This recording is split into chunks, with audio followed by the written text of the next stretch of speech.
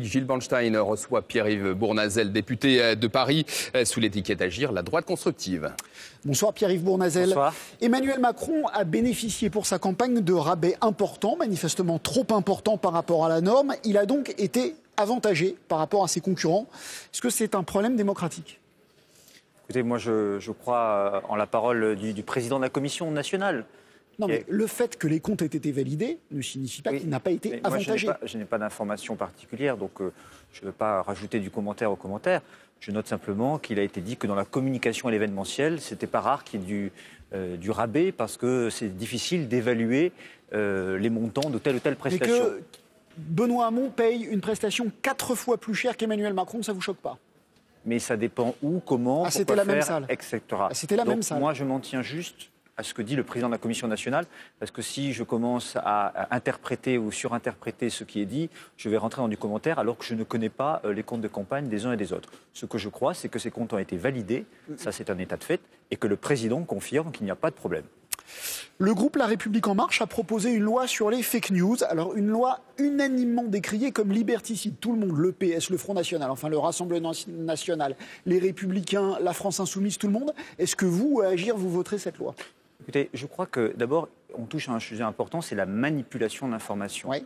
Et moi, je crois qu'il faut vraiment s'atteler à lutter contre l'organisation massive de la manipulation de l'information. On l'a vu aux États-Unis, on l'a vu au Royaume-Uni, on a vu qu'il y avait une tentative en France lors de l'élection présidentielle. Il faut avoir les outils. Moi, je pense qu'il y a 3 leviers. D'abord, le bon levier, c'est vraisemblablement à l'échelle européenne qu'il faut agir et construire une protection face à ces organisations massives. Il faut responsabiliser les plateformes aussi, notamment en les obligeant à avoir des représentants légaux. Et puis je crois aussi qu'il faut éduquer aux médias. Et je crois que dès l'école, il faut permettre à chacun de connaître un peu. Voilà, c'est comme ça qu'on va protéger la liberté d'expression. La loi propose ni de la responsabilisation ni de l'éducation, mais de la sanction. Est-ce que vous la voterez ? Mais je suis en train de regarder, ça dépend si un certain nombre d'amendements sont votés. Voilà. Donc oui, pour protéger nos démocraties de la manipulation forte, massive et organisée, mais bien sûr, il faut protéger la liberté d'expression. C'est en responsabilisant les plateformes et en sanctionnant éventuellement la protection de la manipulation de l'information que nous pourrons agir. Donc j'entends que, contrairement aux autres groupes de l'Assemblée, vous ne criez pas à l'aspect liberticide de ce texte. Non, pas du tout, à condition qu'un certain nombre d'amendements soient portés. Le campement du Millénaire, où il y avait un certain nombre de migrants, a été évacué. De nombreux migrants sont déjà revenus. Qu'est-ce qu'on fait maintenant ? Est-ce que la ville de Paris doit ouvrir une structure ? Par exemple, reconstruire la tente, la bulle qui était, je crois, pas loin de votre circonscription. Je crois que la question des migrations en 2 mots est la grande question du XXIe siècle. Le déplacement des populations pour des raisons démographiques, des raisons climatiques, des raisons de guerre, de famine, c'est l'enjeu du XXIe siècle. Et je crois qu'il faut avoir des principes. Le premier principe, c'est l'humanité et la dignité vis-à-vis des personnes qui souffrent. Et moi, je suis pour qu'on puisse leur trouver des mises à l'abri, des hébergements même temporaires sur la route des migrations. Parce que Paris ne peut pas tout prendre. Mais et là... le deuxième principe, c'est la tranquillité des riverains qui subissent en première ligne les nuisances. Et donc, mettre à l'abri ces personnes, c'est les protéger vis-à-vis des réseaux de passeurs et de mafias, c'est les protéger dans leur sécurité, dans leur hygiène aussi, leur permettre de défendre leurs droits, la demande d'asile, et c'est en même temps protéger les riverains qui, en première ligne, ont subi les nuisances. Pierre-Yves Bournazel, aujourd'hui, ils sont à Paris. Qu'est-ce qu'on en fait ? Il faut les mettre à l'abri. C'est pour ça que je suis... Et qui doit le faire ? L'État et les collectivités territoriales en lien avec les associations qui font... L'État ou la ville ? Là, on sait qu'il y a une espèce de bataille entre l'État et Anne Hidalgo. Moi, j'ai appelé les uns et les autres à s'entendre sur des sujets d'intérêt général. On ne peut pas se renvoyer la responsabilité. Il s'agit de la vie d'hommes et de femmes qui ont traversé la Méditerranée dans des conditions extrêmement difficiles. Et il s'agit aussi de la tranquillité des riverains. Donc on ne joue pas avec...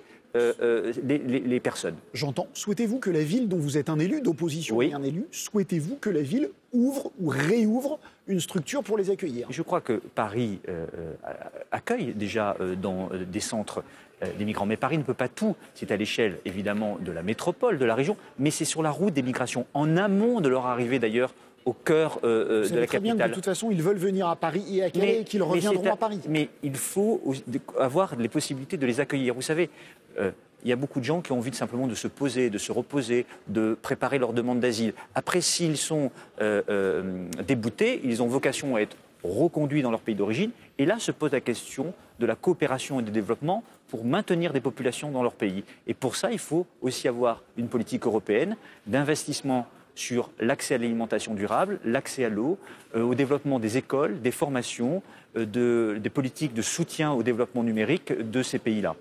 C'est absolument essentiel. C'est un sujet d'intérêt général. Anne Hidalgo, la maire de Paris, et Valérie Pécresse, la présidente de la région, sont finalement d'accord pour bannir le diesel de Paris en 2024. Est-ce qu'elles ont raison? Oui, je crois que l'enjeu de la pollution est un enjeu majeur. Et je crois qu'il faut maintenant inciter très fortement. Non, il faut inciter très fortement à utiliser les transports en commun. Et pour ça, il faut les rénover. C'est ce qu'engage la région Île-de-France, accompagnée parfois par la ville de Paris.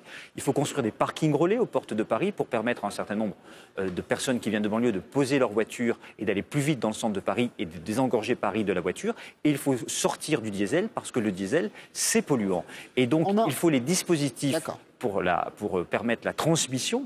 Donc j'entends, c'est de l'incitation. À ce stade, vous ne prenez pas l'interdiction? Si, je veux l'interdiction, bien sûr, mais je veux aussi qu'on puisse permettre à des personnes qui ont investi sur le diesel alors qu'on leur avait dit qu'il fallait acheter le diesel, de pouvoir en sortir. Parce que ça doit être interdit et qu'il faut être ferme en la matière, mais il faut accompagner les gens pour les sortir du diesel. Un petit mot de politique. Alors là, j'ai regardé à l'Assemblée nationale, vous êtes Agir, donc assez proche du gouvernement, et on a entendu vos propos, là, ce soir. Oui, j'essaie d'être constructif. Vous êtes constructif et assez proche du gouvernement. Et au Conseil de Paris, vous siégez chez les Républicains, donc dans l'opposition, la véritable opposition. Républicains et indépendants, c'est un groupe un peu plus large. C'est le même groupe que Rachida Dati, Claude Goasguen, tous les leaders de la droite parisien. Alors, vous êtes où? Vous êtes dans la majorité, dans l'opposition? Qui êtes-vous? Où êtes-vous? Je suis constructif à l'Assemblée nationale et je suis dans l'opposition. Madame Hidalgo, c'est très clair, parce que je pense que ça ne peut plus durer. Malheureusement, beaucoup de Parisiens légitimement se plaignent de la saleté des rues, des problèmes d'accès au logement, de problèmes de mobilité. Ils se plaignent de la qualité alimentaire dans nos cantines. Je le vois dans le 18e arrondissement, dont je suis élu. Je crois qu'il est temps peut-être de construire une vision nouvelle de la ville qui rassemble des hommes et des femmes venus de la gauche, de la droite et du centre pour une offre politique parisienne inédite. Alors, question évidente, est-ce que vous serez candidat à la mairie de Paris? Est-ce que vous serez candidat pour construire ce que vous venez de dire? Très franchement, je crois que le problème n'est pas la candidature aujourd'hui, mais la question se posera. Et donc moi, je travaille avec beaucoup de Parisiens. Donc vous ne l'excluez pas? Pas du tout. Je travaille à construire un projet, essayer de rassembler largement, je vous l'ai dit encore une fois, ce n'est pas une question de républicains, de marcheurs, de centre-gauche, de centre-droit, c'est une question, est-ce qu'on veut changer à Paris?